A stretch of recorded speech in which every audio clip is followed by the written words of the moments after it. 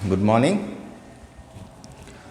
हम लोग पढ़ रहे थे प्रेमचंद के फटे जूते, जो हरिशंकर परसाई जी की लिखी हुई एक रचना है, व्यंग्य रचना है, जिसमें प्रेमचंद की तस्वीर को देखते हुए लेखक अपनी बातें रख रहे हैं। इस पाठ में मुख्यतः जो दिखावे की प्रवृत्ति है, जो पाखंड है, उस पर व्यंग्य किया गया है, प्रहार किया गया है। तो हम लोगों ने पढ़ लिया था कि लोग तो इत्र लगा करके फ़ोटो खिंचवाने जाते हैं ताकि फ़ोटो सुगंधित रहे, ऐसा कह रहे हैं लेखक। अर्थात लोग किसी भी हद तक जाते हैं अपनी अब जो बुराइयां हैं उसको छुपाने के लिए, जो कमियां हैं उसको छुपाने के लिए किसी भी हद तक जाते हैं। आगे कहते हैं लेखक कि टोपी 8 आने में मिल जाती है और जूते उस ज़माने में भी 5 रुपए से कम में क्या मिलते होंगे। जूता हमेशा टोपी से कीमती रहा है। अब तो जूते की कीमत और बढ़ गई है और एक जूते पर 25 टोपियाँ न्यौछावर होती हैं। तुम भी जूते और टोपी के आनुपातिक मूल्य के मारे हुए हो। यह विडंबना मुझे इतनी तीव्रता से पहले कभी नहीं चुभी जितनी आज चुभ रही है, जब मैं तुम्हारा फटा जूता देख रहा हूँ। तुम महान कथाकार, उपन्यास सम्राट, युग प्रवर्तक, जाने क्या क्या कहलाते थे, मगर फोटो में भी तुम्हारा जूता फटा हुआ है। कहने का अर्थ यह है कि टोपी 8 आने में मिल जाती होगी। सस्ती का ज़माना कहते हैं लोग उसको, कि बहुत सस्ता था सब कुछ। हालांकि सस्ता नहीं था उस समय, 8 आना भी कीमती चीज़ था। 8 आना भी होना लोगों के पास एक अमाउंट होता था। तो टोपी 8 आने में मिल जाती हैं और जूते उस ज़माने में भी 5 रुपए से कम में क्या मिलते होंगे। कहने का मतलब कि उस समय भी टोपी की कीमत कम थी जूतों से। यहाँ लेखक जो कहना चाहते हैं कि जूता हमेशा टोपी से कीमती रहा है, तो जूता यहाँ एक दिखावे का प्रतीक मान रहे हैं, एक हुकूमत का प्रतीक मान रहे हैं। पैरों में जूता होना एक विलासिता संबंधित चीज़ मानी जाती थी। ज़्यादातर लोग जूते नहीं पहनते थे, गरीबी थी, मजदूरी टाइप का काम लोग करते थे, किसान थे, जिनको खेतों में काम करना होता था, मिट्टी में काम करना होता था, तो वो जूते पहन के कहाँ जाते, और ख़रीदने को पैसे भी नहीं थे, तो उसको एक विलासिता संबंधित चीज़ मानी जाती थी, माना जाता था जूते को। तो यहाँ इसी पर लेखक दृष्टि डाल रहे हैं या रोशनी डाल रहे हैं कि जूता हमेशा टोपी से कीमती रहा है। टोपी को सम्मान का प्रतीक माना गया। आपने सुना होगा कि, या किसी पुराने फिल्म वगैरह में देखा होगा या कहानी में पढ़ा होगा कि कोई वैसी स्थिति आई तो अपनी टोपी उतारकर चरणों पर रख दी कि अब मेरी इज्जत आपके हाथ में है। ऐसा प्रसंग आपने सुना होगा। या टोपी उछालने या पगड़ी उछालने जैसी बातें आपने सुनी होगी कि पगड़ी मत उछालो मेरी, या टोपी मत उछालो। मतलब इज्जत, टोपी और पगड़ी इज्जत के प्रतीक हैं, सम्मान के प्रतीक हैं। तो लेखक यहाँ कह रहे हैं कि सम्मान हमेशा दिखावे से सस्ता रहा है। लोग उसको कम महत्व देते हैं, इज्जत को कम महत्व देते हैं, दिखावे को ज़्यादा महत्व देते हैं। इसलिए जूता कीमती है और टोपी सस्ती है। तो एक जूते पर 25 टोपियाँ न्यौछावर होती है। जिसके पास जूता सामर्थ्य का प्रतीक है, दिखावे का प्रतीक है, संपन्नता का प्रतीक है, तो ज़्यादातर लोग जो हैं वो जूते को ज़्यादा महत्व देते थे या देते हैं। इसलिए एक जूते पर 25 टोपियाँ न्यौछावर हो जाती हैं। यानी जिसके पास जूता है, जिसके पास सामर्थ्य है, जिसके पास धन है, उस पर लोग अपने सम्मान की चिंता किए बिना कुर्बान हो जाते हैं, उसकी चापलूसी में लग जाते हैं, उसकी जी हुजूरी में लग जाते हैं। इस बात का ध्यान नहीं रखते कि इससे मेरे सम्मान पर क्या असर पड़ेगा। इसी बात को उन्होंने इस तरह से कहा कि जूता टोपी से हमेशा कीमती रहा है और एक जूते पर 25 टोपियाँ न्यौछावर होती हैं। और प्रेमचंद के बारे में कह रहे हैं कि तुम भी इसी आनुपातिक मूल्य के मारे हुए हो। तुम टोपी को ज़्यादा महत्व दे रहे हो, तुम्हारी टोपी नहीं फटी हुई है, जूता फटा हुआ है। यानी तुम इसको कम महत्व दे रहे हो, टोपी को ज़्यादा महत्व दे रहे हो। लेकिन संसार तो इसको उल्टा समझता है, तो तुम भी इसी के मारे हुए हो। और इसीलिए लेखक को ये चीज़ चुभ रही है। कि इतने बड़े कथाकार जिनको उपन्यास सम्राट, युग प्रवर्तक यानी युग बदलने वाला और जाने क्या क्या किन किन संज्ञा विशेषणों से इनको नवाजा जाता था, उनकी हालत ये थी कि उनका जूता फटा हुआ था। मेरा जूता भी कोई अच्छा नहीं है, यूँ ऊपर से अच्छा दिखता है, उंगली बाहर नहीं निकलती, पर अंगूठे के नीचे तला फट गया है। अंगूठा ज़मीन से घिसता है और पैनी मिट्टी पर कभी रगड़ खाकर लहूलुहान भी हो जाता है। पूरा तला गिर जाएगा, पूरा पंजा छिल जाएगा, मगर उंगली बाहर नहीं दिखेगी। तुम्हारी उंगली दिखती है पर पाँव सुरक्षित हैं, मेरी उंगली ढकी है पर पंजा नीचे घिस रहा है।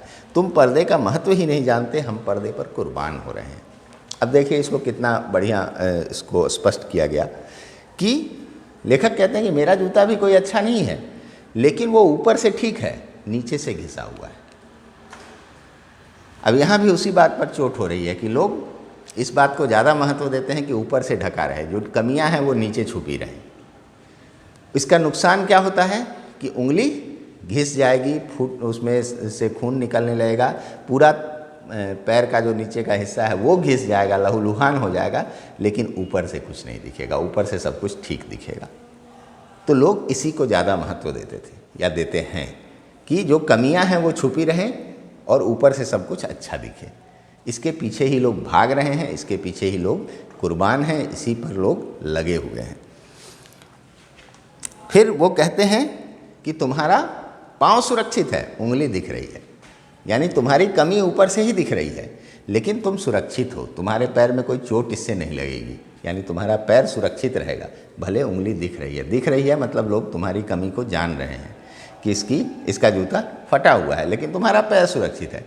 मेरे जूते में उंगली नहीं दिख रही है, ऊपर से सब कुछ ठीक नज़र आ रहा है, लेकिन पैर मेरा सुरक्षित नहीं है। तो ये दिखावे का नुकसान होता है कि आप दिखावे में लगे रहते हैं तो आपका जो भीतरी हिस्सा है वो नुकसान में रहता है, यानी आपका जो अंतर मन है या आपकी जो आंतरिक स्थिति है वो खराब होती चली जाती है, आप दिखावे में ही खुश रहते हैं। लेकिन जो दिखावे में नहीं जाते हैं, जो दिखावे के पीछे नहीं भागते हैं, उनका ऊपरी स्थिति भले ही थोड़ा खराब दिखे, अंदर से वो ठीक होते हैं, मजबूत होते हैं, उनकी बौद्धिक संपदा, उनकी बाकी सब चीज़ें उनकी ठीक होती हैं। तो कहते हैं कि तुम पर्दे का महत्व ही नहीं जानते और हम पर्दे पर कुर्बान हो रहे हैं, यानी तुम्हारे लिए दिखावे का कोई महत्व ही नहीं है और हम उस कमी को ढकने पर ही न्यौछावर हो रहे हैं, कुर्बान हो रहे हैं, हम उसी पर सब कुछ अपना लगा रहे हैं कि हमारी कमी छुपे कैसे, और तुम कमी को दिखा रहे हो, वो तुम्हारे लिए महत्वपूर्ण है ही नहीं कि मेरी कमी कोई देख ले। तो जब तुम्हारी कमी कोई देखेगा तो तुम्हारी उन्नति जरूर होगी, तब आप उसको दूर करने का प्रयास करेंगे। आपकी कमी अगर दूसरे देख रहे हैं तो जाहिर है कि लोगों की नज़रों में होगा, कोई टोकेगा भी, आपको खुद भी दिख रहा होगा, तो आप उसको दूर करने का प्रयास करेंगे और आपकी उन्नति होगी हर तरह से, बौद्धिक, आर्थिक, हर तरह से। लेकिन अगर आप हमेशा छुपाने में लगे रहेंगे, पर्दे डालते रहेंगे अपनी कमियों पर, तो आपकी सारी जो क्षमता है, सारी जो एनर्जी है, सारी जो आपकी शक्ति है वो उसको छुपाने में बर्बाद हो जाएगी, आपकी उन्नति नहीं हो पाएगी। यही अंतर है दिखावा करने और नहीं करने में। तुम फटा जूता बड़े ठाठ से पहने हो, मैं ऐसे नहीं पहन सकता, फ़ोटो तो ज़िंदगी भर इस तरह नहीं खिंचाऊँ, चाहे कोई जीवनी बिना फ़ोटो के ही छाप दे। कह रहे हैं कि तुम बड़े ठाठ से फटा जूता पहने हुए हो, तुमको कोई फ़र्क ही नहीं पड़ता है इससे, लेकिन मैं ऐसा जूता नहीं पहन सकता। मैं मतलब यहाँ जो दिखावे वाले लोग हैं उन पर उनका प्रतीक लेखक बनकर बता रहे हैं। तो मैं ऐसा ज़िंदगी में कभी नहीं पहन सकता हूँ, फ़ोटो तो किसी हालत में नहीं खिंचवाऊँगा मैं फटा जूता पहन के, भले ही मेरी आत्मकथा कोई बिना फ़ोटो के ही छाप दे, मैं फ़ोटो किसी हालत में ऐसे जूते में नहीं खिंचवा सकता। तुम्हारी यह व्यंग्य मुस्कान मेरे हौसले पस्त कर देती है, क्या मतलब है इसका, कौन सी मुस्कान है यह, क्या होरी का गोदान हो गया। अब जो किताबें हैं प्रेमचंद की, उसमें जो समस्याएं उठाई गई हैं उसकी बात यहाँ कर रहे हैं लेखक कि क्या संसार से कष्ट दूर हो गया, क्या पूस की रात में नीलगाय हल्कू का खेत चर गई, क्या सुजान भगत का लड़का मर गया क्योंकि डॉक्टर क्लब छोड़कर नहीं आ सकते। जो प्रेमचंद अपनी रचनाओं में जो यथार्थवादी चीज़ें जो समस्याएं होती थी, जो सच में होता था समाज में, उनकी चर्चा करते थे, उन समस्याओं को उठाते थे। तो उन्हीं का उदाहरण देते हुए कह रहे हैं कि ये कैसी मुस्कान है, क्या होली का गोदान हो गया, क्या वो मरणासन है, क्या पूस की रात में नीलगाय हल्कू का खेत चर गई। पूस की रात एक कहानी है, बड़ी प्रसिद्ध है, ग्रेजुएशन में पढ़ाया जाता है कि नीलगाय उसका खेत चर जाती है। वो बड़ा गरीब रहता है, कर्ज वर्ज लेके खेती करता है और ठंड में कांपता हुआ कुत्ते को पकड़ के सोता है खेत की रखवाली के लिए, और उसी में उसको नींद आ जाती है। तो सुबह देखता है सारा खेत नीलगाय चर गई। तो क्या ये समस्याएं थी, जो समाज में समस्याएं हैं उनकी बात करें। क्या ये हो चुका? क्या सुजान भगत का लड़का मर गया? क्योंकि डॉक्टर क्लब छोड़कर नहीं आ सकते, वहाँ डॉक्टरों पर जो समस्या थी, जो बड़े लोग छोटे लोगों को कुछ नहीं समझते थे, इसको उठाया गया। तो यह तुम्हारी जो व्यंग्य मुस्कान है ये किस बात पर है, ये पूछ रहे हैं इन उदाहरणों के माध्यम से। आगे फिर कहते हैं, नहीं मुझे लगता है माधो औरत के कफन के चंदे की शराब पी गया, वही मुस्कान मालूम होती है। अब एक बड़ी ही प्रसिद्ध कहानी है, कफन अपने यहाँ है भी, नीचे है अलमारी में। उसमें दो निकम्मे हैं, जो जिसमें से जो बाप और बेटा है, तो बेटे की पत्नी दर्द से तड़पते तड़पते मर जाती है और ये दोनों आग में आलू पका रहे होते हैं खाने के लिए। तो इसलिए उठ के देखने नहीं जाते हैं कहीं मेरे हिस्से का आलू ये ना खा जाए। इस चक्कर में पत्नी मर जाती है। फिर लोग उसको पैसा देते हैं कुछ चंदा करके कि जाओ इसका कफन वगैरह खरीद के लाओ। तो वो कफन खरीदने बाज़ार जाते हैं और वहाँ हलवा पूरी कचौरी खा के शराब पी के वहीं सो जाते हैं उस पैसे का, वो आते ही नहीं लेके कफन। तो कह रहे हैं कि नहीं मुझे लगता है माधो औरत के कफन के चंदे की शराब पी गया, वही मुस्कान मालूम होती है। तो उस जो दरिद्रता है, वह जो समाज की स्थिति है, उसकी मुस्कान तुमको ये मालूम होती है। मैं तुम्हारा जूता फिर देखता हूँ, कैसे फट गया यह मेरी जनता के लेखक। अब वो फिर उस जूते की, फटे हुए जूते की ओर देखकर सोच रहे हैं कि यह फटा कैसे। लेखक ये तो जनता के लेखक हैं, जनता की बातें लिखते रहे हैं। क्या बहुत चक्कर काटते रहे? क्या तुम अब ये इन समस्याओं को देखने के लिए बहुत चक्कर काटे, बहुत घूमे? क्या बनिए के तगादे से बचने के लिए मील 2 मील का चक्कर लगाकर घर लौटते रहे? जिनके यहाँ स्थिति खराब होती थी, तो अगर बनिया यानी जो किराना दुकान वाला होता है, वो तगादा करने आता है कि भाई मेरे पैसे दो, तो उससे बचने के लिए बिना मतलब का भी 2-3 मील का चक्कर काटा है कि तब तक वो चला जाएगा, घर में नहीं है ऐसा पत्नी बोल देगी। तो क्या तुम ये करके आते रहे? तुम्हारे यहाँ पैसा नहीं था तो बनिए के तगादे से बचने के लिए तुम झूठ मूठ का 2-3 मील का चक्कर लगाते रहे, जिसमें जूता घिस गया। चक्कर लगाने से जूता फटता नहीं है, घिस जाता है। अब ये कह रहे हैं कि चक्कर अगर तुम लगाते तो जूता नीचे से घिसता, ऊपर से नहीं फटता। कुंभन दास का जूता भी फतेहपुर सीकरी आने जाने में घिस गया था, उसे बड़ा पछतावा हुआ। उसने कहा, आवत जात पनैया घिस गई, बिसर गयो हरि नाम। कुंभन दास एक भक्त थे, तो वो ईश्वर की खोज में घूम रहे थे, उसमें उनका जूता घिस गया। तो उन्होंने कहा कि आवत जात पनैया, पनैया जूते को बोलते हैं, पनैया घिस गई, बिसर गयो हरि नाम, भगवान का नाम निकल गया दिमाग से।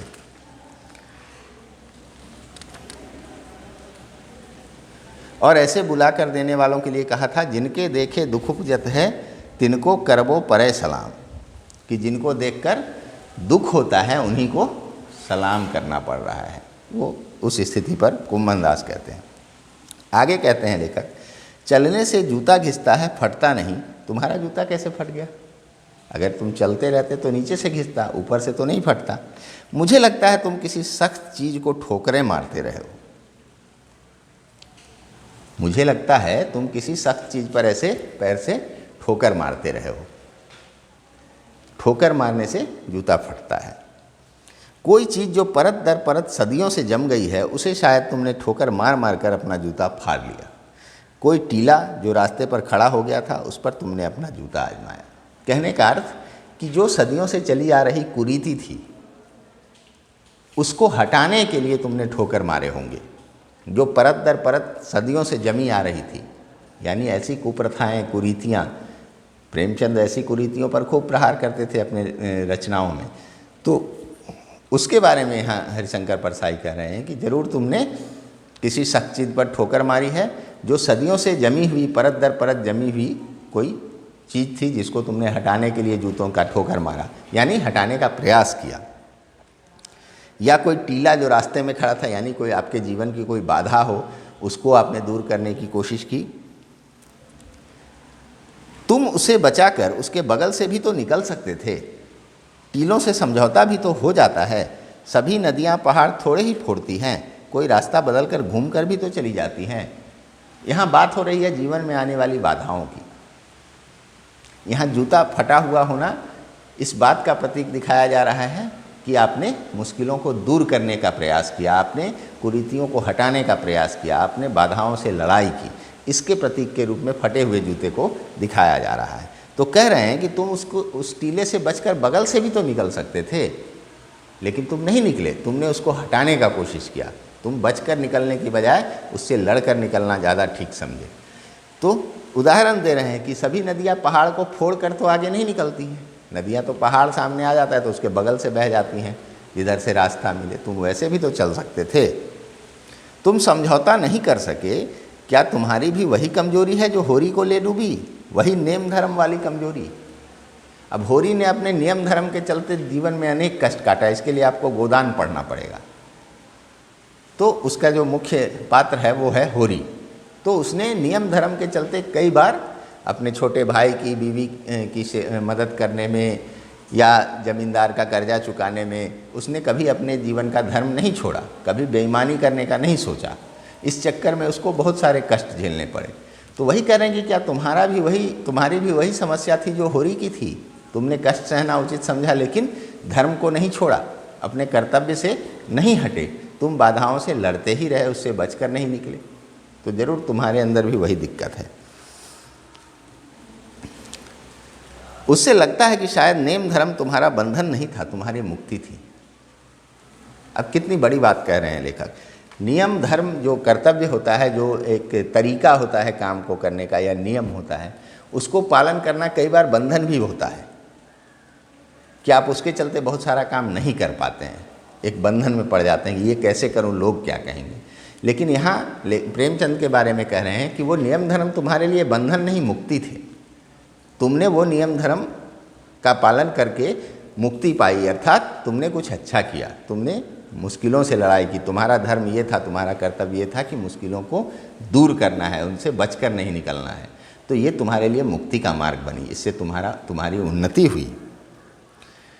तुम्हारी यह पाँव की उंगली मुझे संकेत करती सी लगती है, जिसे तुम घृणित समझते हो उसकी तरफ हाथ ही नहीं पाँव की उंगली से इशारा करते हो। अब अनेक तरह के अनुमान कर रहे हैं लेखक अलग अलग मुद्दों पर।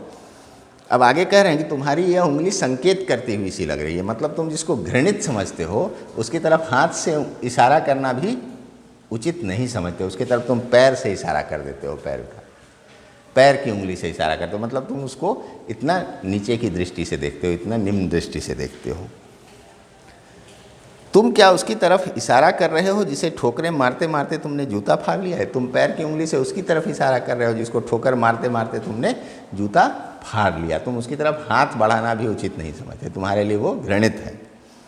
मैं समझता हूँ, तुम्हारी उंगली का इशारा भी समझता हूँ और यह व्यंग मुस्कान भी समझता हूँ। मैं तुम्हारी बातें समझ रहा हूँ। लेखक कहते हैं कि इसके जड़ में क्या बातें हैं, सो वो इन्होंने स्पष्ट किया। तुम मुझ पर या हम सभी पर हंस रहे हो।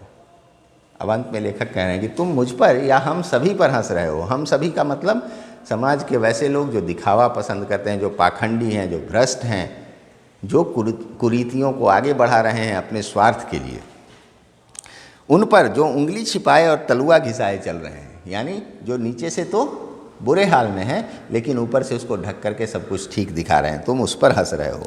उन पर जो टीले को बरकाकर बाजू से निकल रहे हैं। अब ये बरकाकर के बदले कुछ और होना चाहिए था, पता नहीं क्या लिखा हुआ है, ये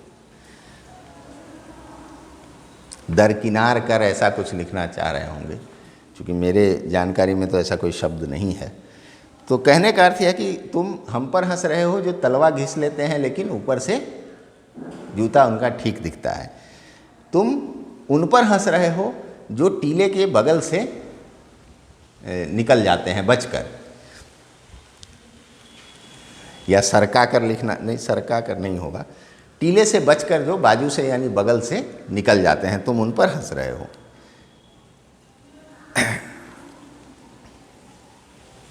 तुम कह रहे हो मैंने तो ठोकर मार मार कर जूता फाड़ लिया, अंगुली बाहर निकल आई पर पाँव बच रहा और मैं चलता रहा। मगर तुम उंगली को ढकने की चिंता में तलवे का नाश कर रहे हो, तुम चलोगे कैसे? तो तुम इस बात पर हंस रहे हो कि मैंने तो ठोकर मार मार कर जूता फाड़ लिया, लेकिन नीचे का तलवा बचा हुआ है जिससे मैं चलता रह सकता हूँ। भले मेरी उंगली बाहर है लेकिन मुझे चलने में कोई दिक्कत नहीं आएगी। लेकिन तुमने तो तलवा घिस लिया, लहूलुहान कर लिया, तुम्हारी उंगली नहीं दिख रही है, तुम जूता नहीं फाड़े, तुम बचकर निकलते निकलते ज़्यादा चलने के चक्कर में अपना तलवा घिस लिए, तो अब तुम चल कैसे पाओगे? तुम्हारा पैर तो लहूलुहान हो गया, अब तो तुम चलने की स्थिति में नहीं हो। इस पर हंस रहे हैं। मैं समझता हूँ तुम्हारे फटे जूते की बात समझता हूँ, उंगली का इशारा समझता हूँ, तुम्हारी व्यंग्य मुस्कान समझता हूँ। तो लेखक इस तरह से कहते हैं कि मैं अब यह समझ गया हूँ कि तुम्हारे फटे जूते से जो उंगली निकली है वो क्या कह रही है, तुम्हारी मुस्कान क्या कह रही है, तुम्हारे फटे जूते का कारण क्या है, ये मैं समझ रहा हूँ। कहने का अर्थ कि प्रेमचंद का जूता इसलिए फटा हुआ था क्योंकि उन्होंने हमेशा मुश्किलों से लड़ाई की, बाधाओं को दूर करने का कोशिश किया, उसको ठोकरें मारी, ठोकरें मारने का मतलब उसको हटाने का प्रयास किया, और दिखावे की प्रवृत्ति उनमें नहीं थी, इसलिए उनकी उंगली बाहर थी, फिर भी वो ठाठ से चल रहे थे। वो हंस उन पर रहे थे, उनकी मुस्कान उनके लिए थी जो बाधाओं से बचकर निकल जाते हैं और इस चक्कर में वो अपने तलवे घिस लेते हैं लेकिन ऊपर से ढक कर रखते हैं। तो अंत में स्थिति यह होती है कि वो चलने के लायक नहीं बचते और उनकी उन्नति थोड़ी भी नहीं हो पाती बल्कि अवनति होती है। तो इस तरह से हमने इस पाठ को पढ़ा। आप लोग भी इसको पढ़िएगा और इसको समझने का प्रयास कीजिएगा। इसमें जो शब्दार्थ दिए हुए हैं उनको याद करिएगा, लिखने का अभ्यास करिएगा। फिर एक दिन हम लोग इसमें से और कुछ शब्द ढूंढ लेंगे जो मुझे लगेगा कि आपको शायद दिक्कत होती हो, तो वैसे शब्द एक दिन ढूंढ करके हम लोग लिख लेंगे और फिर हम लोग प्रश्न अभ्यास की भी बात कर लेंगे। तब तक आप लोग इसको पढ़िए और बाकी के अभ्यास कीजिए। प्रश्नों पर भी देखिए करके कि क्या आपको कितना करना आ रहा है, क्या दिक्कतें आ रही है, ये बताइए। ठीक है, तो आज इतना ही रखते हैं। धन्यवाद।